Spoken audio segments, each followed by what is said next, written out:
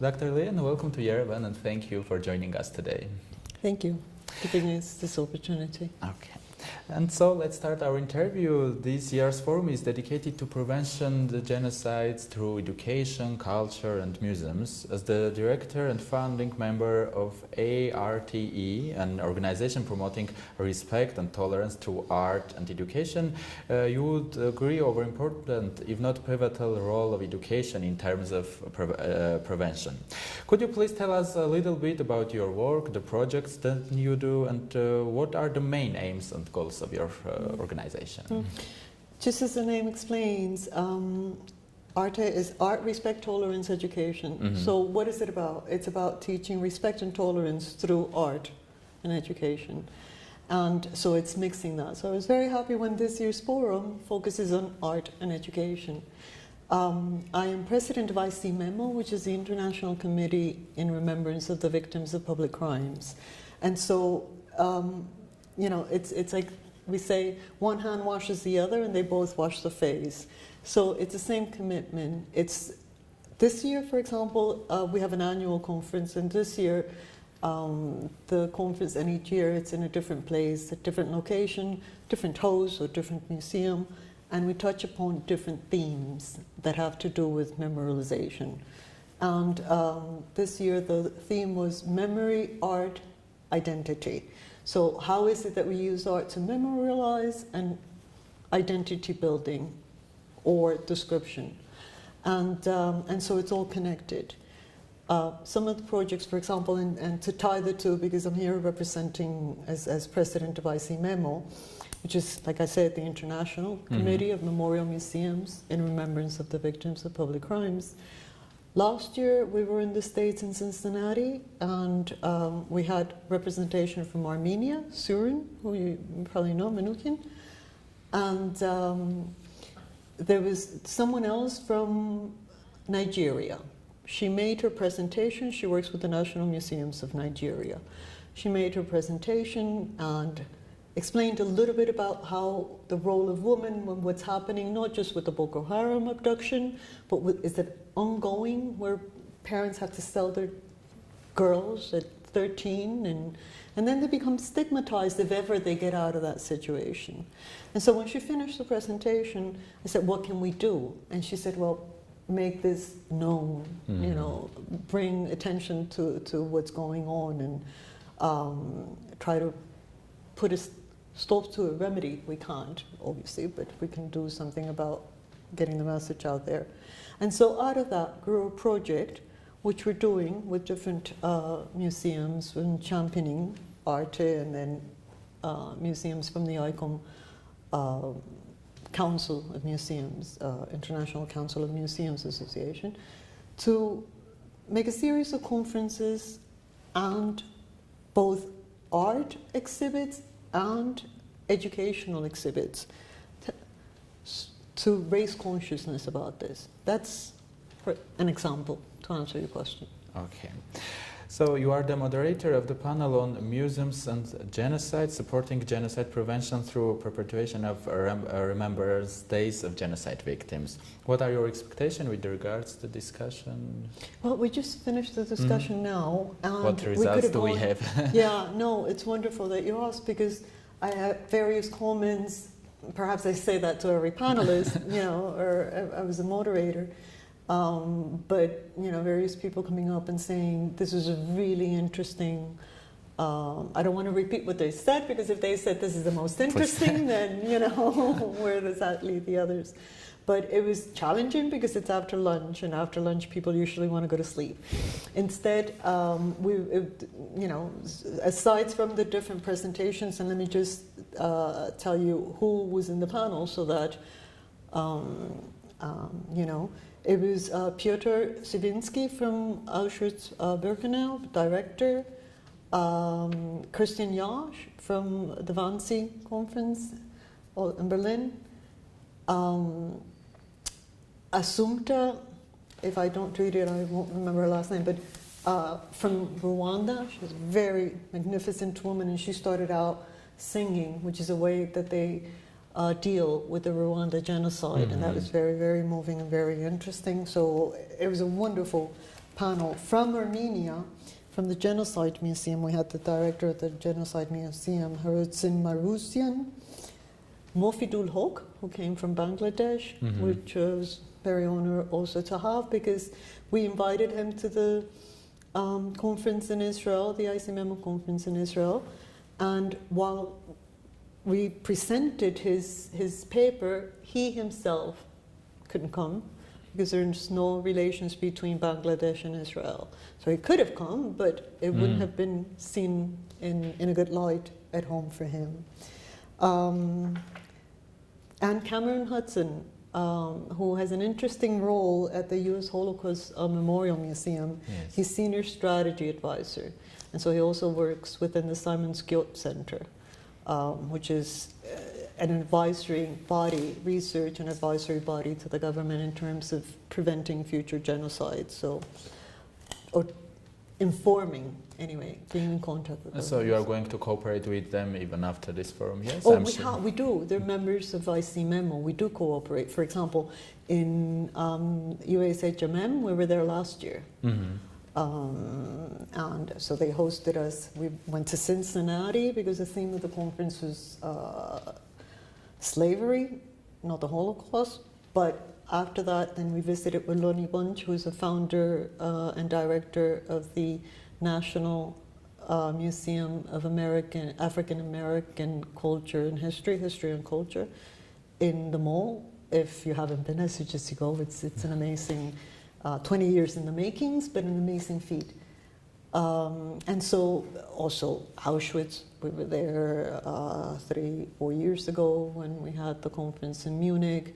These are all people that we normally, like I said, Mofidul was, his paper was at the conference this year.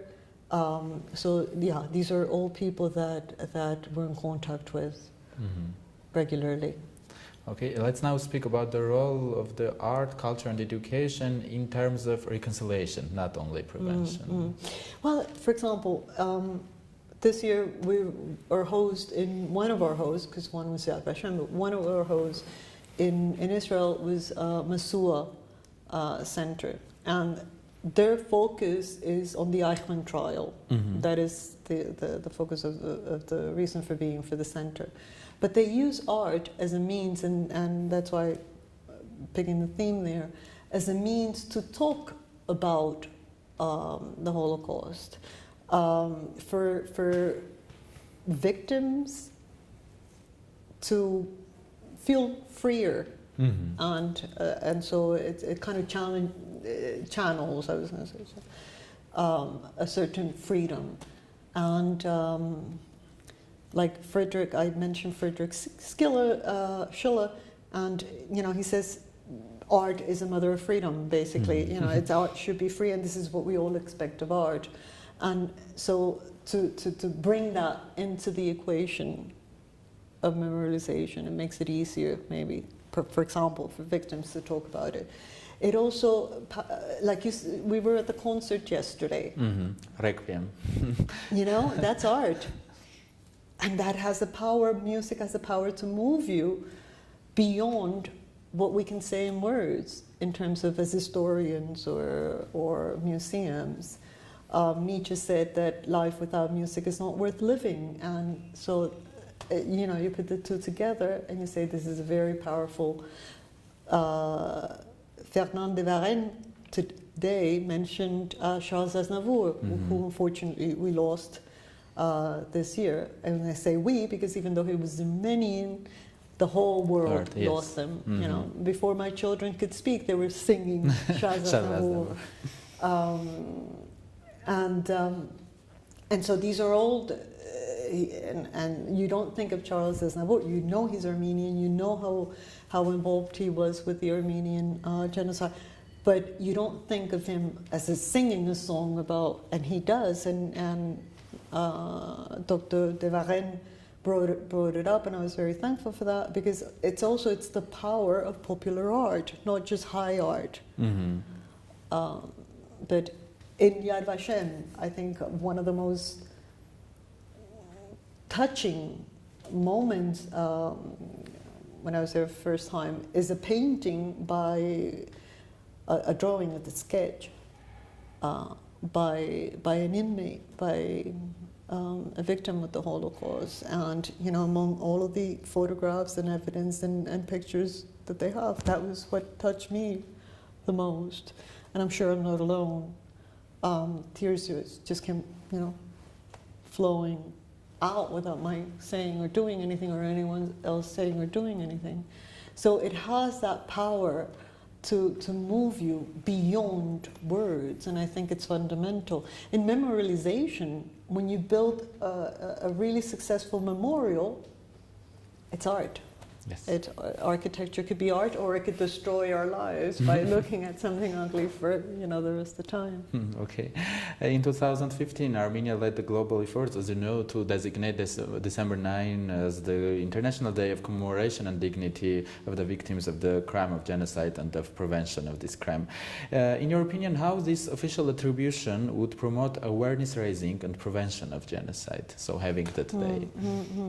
There's a tendency to, as of perhaps the last 20 years, to designate dates and names. And it's not to take anything away, which I think is very powerful. Any day of the year that you designate a particular, and in this case, a sad but necessary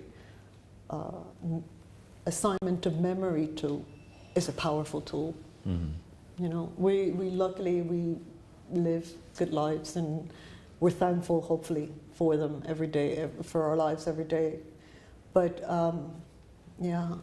as not just as museums, but you designate a day, that means that it's not just the people that are working for remembrance on an everyday basis, like museums and memorials and universities and scholars and publishers, but it's the everyday person that is affected by that, because it's in the news, because there are events, public events that commemorate it. So it's a very powerful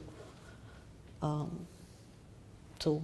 And chapeau to Armenia, as in many other stances. And my last question, we are witnessing now an increase in hate speech and xenophobia in our societies against the backdrop of migration crisis. The media, especially social media, is used for dissemination of discrimination.